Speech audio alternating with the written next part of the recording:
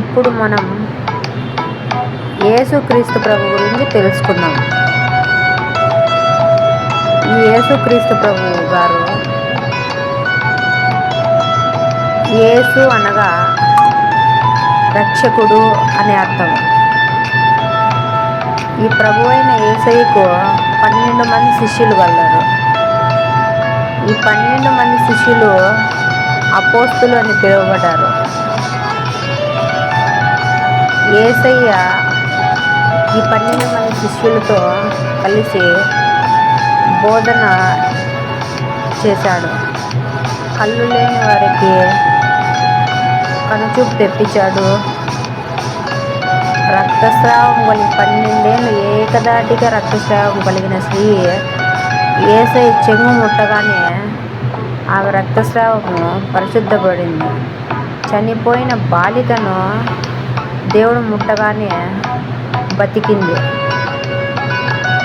అనేక మంది దేవుడి ద్వారా స్వస్థతను పొందుతూ వచ్చారు.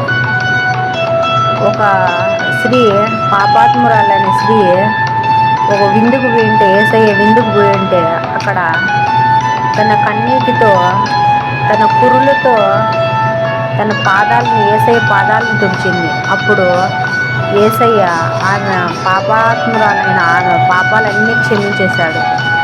అప్పుడు అక్కడ ఉన్న వారు పెద్దలందరూ, ఈయనకి తెలియదా ఈమె ఎటువంటి స్త్రీ అయింది, ఈయన దేవుడైతే అని అన్నారు. కానీ దేవుడు ఆ పాపాత్మురాలైన ఆమెను ఆమె పాపాలన్నీ క్షమించబడ్డాయి. కన్నీటితో ఆమె యేసయ్య పాదాలు తాగ్గానే ఆమె పాపాలన్నీ క్షమించబడ్డాయి అని చెప్పాడు.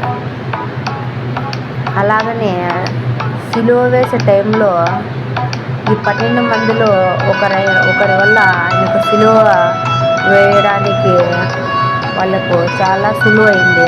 ఆ 12 మందిలో ఒకరు ఈ సిలువ వేయడానికి కారణమయ్యారు. అప్పుడు సిలువ వేస్తుండగా వాళ్ళ కోసం కూడా మన ప్రభు అయిన యేసయ్య ప్రార్థన చేశాడు. దేవా, వీరు ఏం చేయుచున్నారో వీరికి తెలియదు, వీళ్ళని పాపమును క్షమించును దేవా అని మన కోసమే ప్రాణం పెట్టిన యేసయ్య ప్రాణం తీసుకున్న వారి కోసమే ప్రేయర్ చేశాడు.